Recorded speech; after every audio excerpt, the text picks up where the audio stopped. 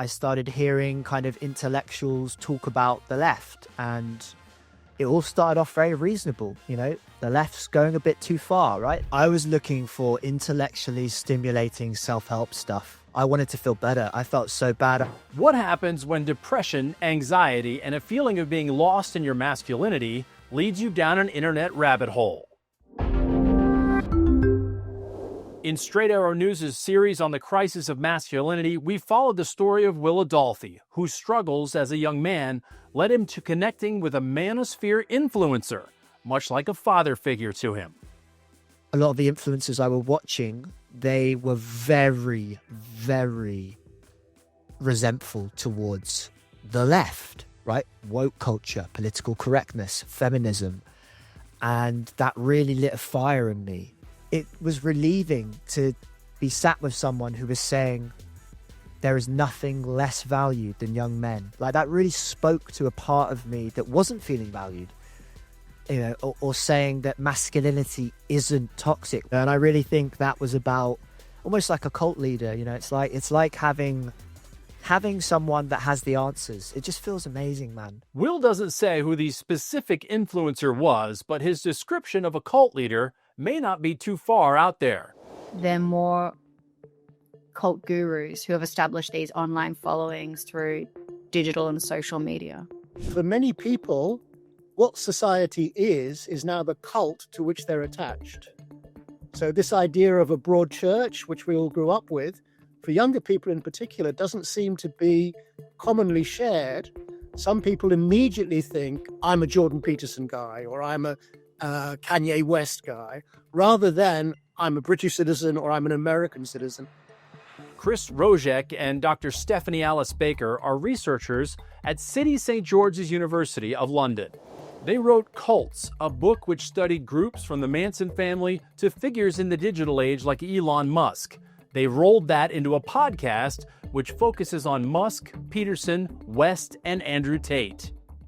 They say these conversational gurus operate differently than groups like David Koresh and the Branch Davidians.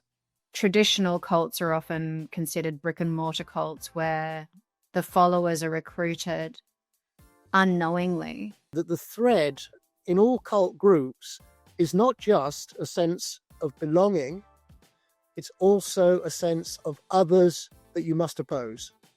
The cult gets stronger when it identifies enemies that must be conquered, and that's a feature of cult formation.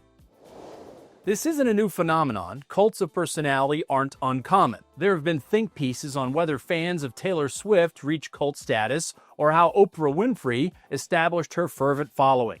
The other defining characteristic of a cult is that people are actively recruited.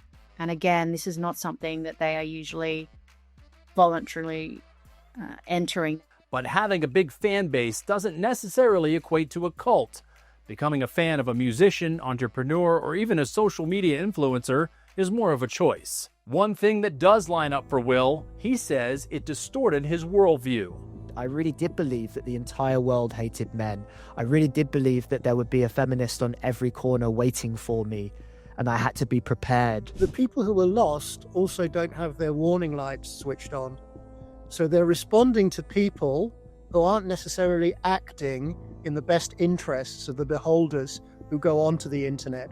And because of the web, you can find people like yourself, you know, as opposed to being a loner by yourself who kind of wanders around on his own, there are ways in which you can find community.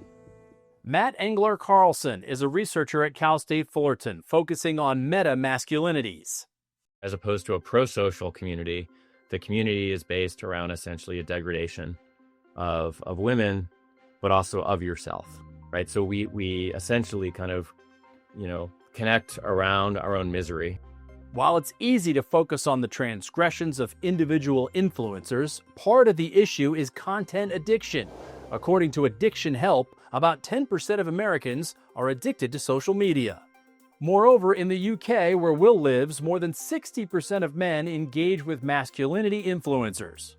We have to talk about the tech companies because they've designed these apps that are the kind of mediums for these messages. They've designed them to hook our brains. There is an addiction.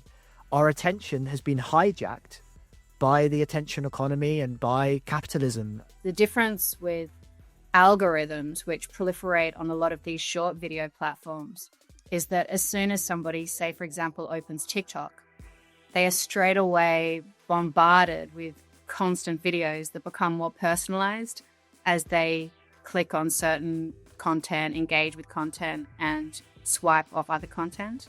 Before you know it, you realize that, oh, there's lots of people like me out there. And more than ever before, there's a bloom that kind of happens and these things start folding in upon themselves. And you find yourselves in these places with charismatic people, right? So it's not just a den of loneliness. And it's really tempting to simplify the power of these figures to something like the algorithm, which certainly plays a part. But I only think it's part of the reason why these figures are so popular. Dr. Baker and Rojek say the attraction to these types of influencers come from a dwindling faith in traditional pillars of society, like government. And there's something to that. Public trust in the U.S. government has dwindled since 1958. It's really hard to not be pulled into screens and what it does to our brains. We're going to look back and say, what the hell were we thinking when it came to cell phones, honestly? Like, we already have the data that shows the significant increase in mental health issues in kids starting at 2012, which is the advent of the smartphone. In fact, new research found kids addicted to their screens in one way or another are significantly more likely to report suicidal behaviors and thoughts. But Will says while he didn't go that far down the manosphere rabbit hole, he felt comfort with his direct line to the influencer.